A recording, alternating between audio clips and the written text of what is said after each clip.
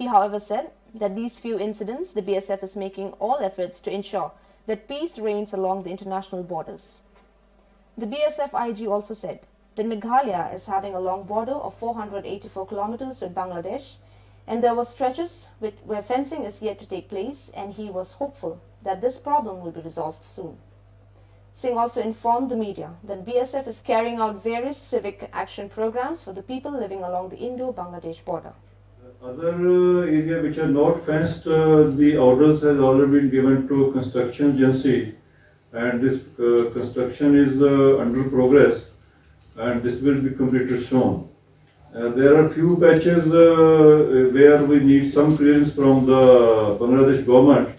We have already taken a case with them, and it is in the process, and it is likely to be received the clearance very soon. So I am hopeful that whole borders will be fenced very soon.